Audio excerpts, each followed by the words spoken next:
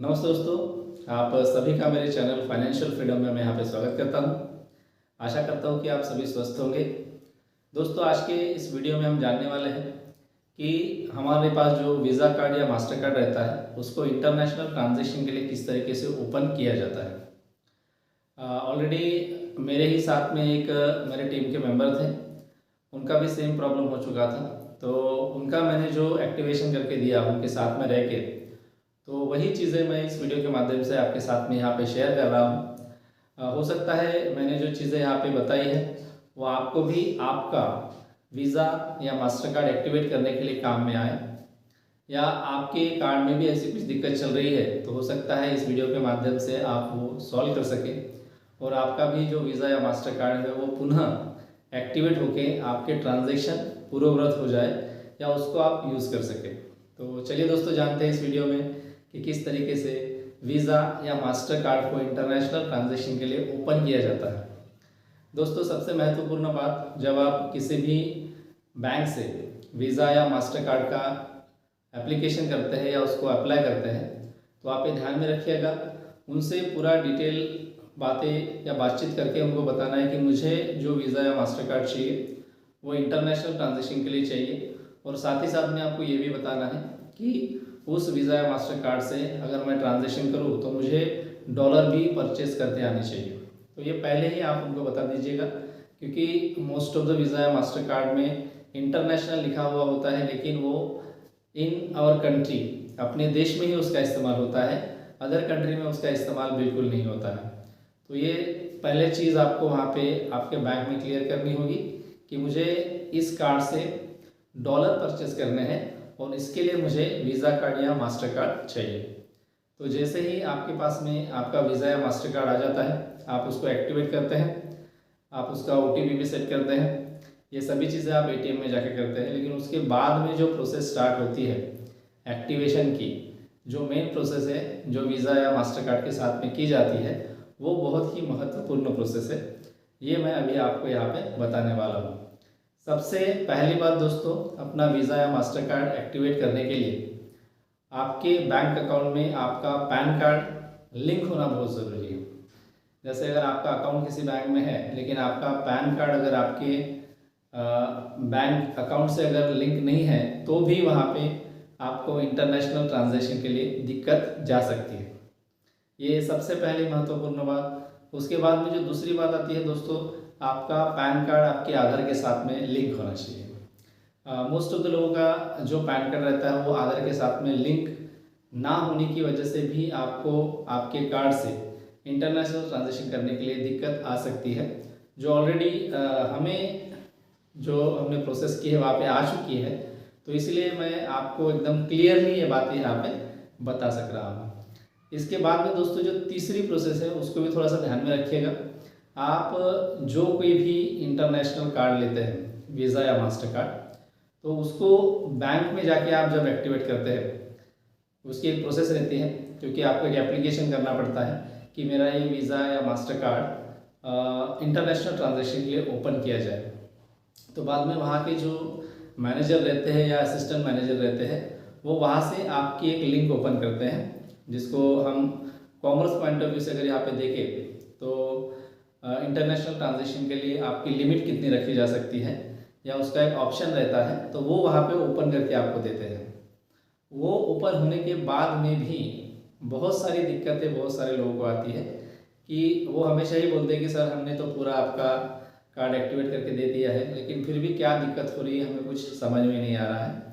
लेकिन उसके बाद की जो प्रोसेस है दोस्तों, आप हमेशा ध्यान में रखिएगा कि आप जिस बैंक से आपका वीज़ा या मास्टर कार्ड लेते हैं तो उस बैंक का एक ऐप भी होता है जो ऑनलाइन वर्क करता है। जैसे अगर आप SBI का कार्ड लेते हैं तो वहाँ पे यूनो एक सिस्टम है या ऐप है जिसके माध्यम से आप ऑनलाइन ट्रांजैक्शन भी कर सकते हैं। तो आपको अगर SBI का मास्टर कार्ड या वीज़ा कार्ड अगर आप लेते हैं तो आपको यूनो आपके मोबाइल में डाउनलोड करना होगा। उसके बाद में आपको उस यूनो ऐप को आपके जो वीज़ा या मास्टर कार्ड के जो डिजिट है 12 डिजिट रहते हैं वहाँ पे उसको डाल के सेट करना होगा। और उसके बाद में वहाँ पे एक ऑप्शन आता है कि आपका जो कार्ड का लिंक है उसको इंटरनेशनल ट्रांजेक्शन के लिए ओपन किया जाए, तो आप यस और नो करके ऑप्शन आता है, तो उसको भी आपको वहाँ पे ओपन करना पड़ेगा। उसी के साथ में आपको कमर्शियल यूज़ के लिए आपका जो वीज़ा या मास्टर कार्ड है उसको ओपन करने का भी वहाँ पे एक सेकंड ऑप्शन रहता है, उसको भी आपको वहाँ पे ओपन करना पड़ेगा। यानी जब बैंक से आप ये सभी चीज़ें करते हैं तो साथ ही साथ में उस बैंक का जो ऐप है तो वहाँ पे जाके भी उसको एक्टिवेट करना है, और उसमें भी ऑनलाइन की सभी चीज़ें आपको पुटअप करनी है। लेकिन ये चीज़ें करते समय आप सभी चीज़ें अपने बैंक में कीजिएगा, किसी को भी अपने बैंक डिटेल के बारे में या कार्ड के बारे में किसी को भी नहीं बताना है। ये भी चीज़ें थोड़ी सी ध्यान में रखिएगा। आप ये सभी चीज़ें आप जिस बैंक से वीज़ा या मास्टर कार्ड निकाल रहे हैं उसी बैंक में वही जो अधिकारी रहते हैं उनके सामने ही कीजिएगा, यानी वो आपको ये सभी प्रोसेस अच्छे से करके दे सकते हैं। तो आपको ऐप में जाके वो सभी चीज़ें एक्टिवेट करनी है। उसके बाद में आफ्टर 24 आवर्स यानी 24 घंटे के बाद में आपका कार्ड वहाँ पे एक्टिवेट हो जाता है। कभी कभी वो एक्टिवेट नहीं भी होता है। तो इसके बाद में आपको क्या करना है कि अगर आपका प्रोसेस नहीं हो रहा है तो कंटिन्यूसली आपका कम्युनिकेशन उस बैंक के जो असिस्टेंट मैनेजर है या जिसके पास में आप हमेशा जाते हैं उनसे हमेशा ही जारी रखिएगा। क्योंकि कभी कभी क्या होता है कि हम एक दो बार जाते हैं और बाद में काम नहीं कर रहा है करके छोड़ देते हैं, तो कभी कभी एक छोटी सी प्रोसेस वहाँ पे रिमेन रहती है या ठहरी हुई रहती है, जिसको हम थोड़ी 2-3 दिन बाद या कुछ कंटिन्यूसली कम्युनिकेशन साथ में उसको दूर कर सकते हैं। क्योंकि हमें भी हमारे टीम में जिस व्यक्ति का हमने वीज़ा या मास्टर कार्ड एक्टिवेट किया था उनको 1 हफ्ते से ज़्यादा टाइम लगा था। किसी किसी व्यक्ति का यानी किसी लोगों को मैंने जब पूछा तो उनसे पता चला मुझे कि उन्हें 2 महीने लगे थे एक्टिवेशन करने के लिए, लेकिन उनका कंटिन्यूसली कम्युनिकेशन बैंक के साथ में चल रहा था। तो ये सभी चीज़ों का आपको वहाँ पे ध्यान रखना है, और बाद में जब ये सभी चीज़ें एक्टिवेट होती है तो आपको एक ट्रांजेक्शन करके देखना है। जैसे आप एक आधा इंटरनेशनल ट्रांजेक्शन करते हैं तो वहाँ पे क्या एरर आ रही है, तो वो एरर भी आपको वहाँ पे बैंक को दिखानी पड़ेगी कि मैंने ये जो कार्ड है इसका इस्तेमाल किया था इंटरनेशनल ट्रांजेक्शन के लिए, लेकिन ऐसी ऐसी एरर वहाँ पे दिखा रही है। तो फिर से आपको बैंक में जाना है, जो उस बैंक के असिस्टेंट मैनेजर उनके साथ में ये कम्युनिकेशन करना है कि ऑलरेडी मेरा तो ट्रांजेक्शन मैंने किया है लेकिन फिर भी नहीं हो रहा है, ऐसा मैसेज दिखा रहा है। तो आगे की प्रोसेस फिर वो आपको दिखाएंगे। और इसके सबसे लास्ट जो प्रोसेस है दोस्तों कि वहाँ पे उस बैंक का एक कस्टमर केयर नंबर रहता है। तो आप एट द एंड अगर बैंक की सभी चीज़ें होने के बाद में भी अगर आपका कार्ड एक्टिवेट नहीं होता है तो एट द एंड लास्ट में आप एक ऑप्शन हमेशा ही रखिएगा कि उनका जो कस्टमर केयर का नंबर है उनको कॉल कीजिएगा, और वो कॉल करने के बाद में वो पूरी डिटेल जानकारी वहाँ पे ऑनलाइन ही आपसे पूछते हैं।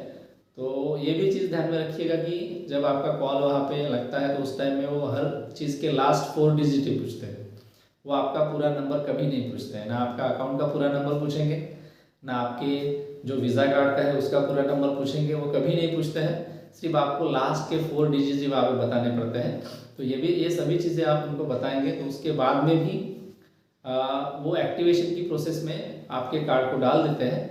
तो ये लास्ट एक मौका है कि आप कस्टमर केयर से आपका जो बैंक है जिसके माध्यम से आपने वीज़ा या मास्टर कार्ड निकाला है तो उनके साथ में कम्युनिकेशन करके भी आप इसको एक्टिवेट कर सकते हैं। तो ये सभी चीज़ें हमने की थी, और उसके बाद में कंटिन्यूसली उस बैंक से कम्युनिकेशन रखने के बाद में हमारे एक टीम में एक का जो वीज़ा कार्ड है वो एक्टिवेट हुआ था, और अभी कंटिन्यूसली वो अपने कार्ड से ही ट्रांजेक्शन पूरे कर रहे हैं।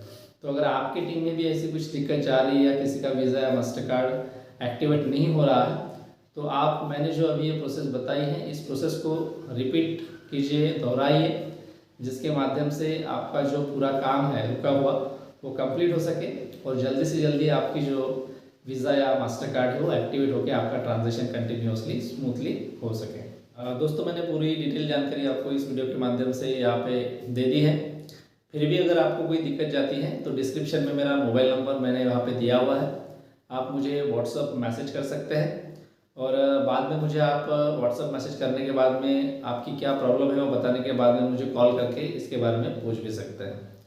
तो यही एक महत्वपूर्ण इन्फॉर्मेशन दोस्तों मुझे इस वीडियो के माध्यम से आपके सामने यहाँ पे रखनी थी।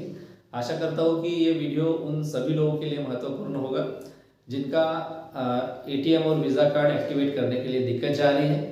अगर आप इस पूरी वीडियो की जानकारी अगर पूरी देखते हैं और उसको पूरा फॉलो करते हैं तो मुझे ज़रूर लगता है कि आपका वीज़ा और मास्टर कार्ड वहाँ पे एक्टिवेट हो जाएगा और आप भी इंटरनेशनल ट्रांजेक्शन के लिए फ्री हो जाएंगे और आपकी सभी दिक्कतें यहाँ पे ख़त्म हो जाएगी। तो यही इन्फॉर्मेशन दोस्तों इस वीडियो के माध्यम से मुझे आपको यहाँ पे देनी थी।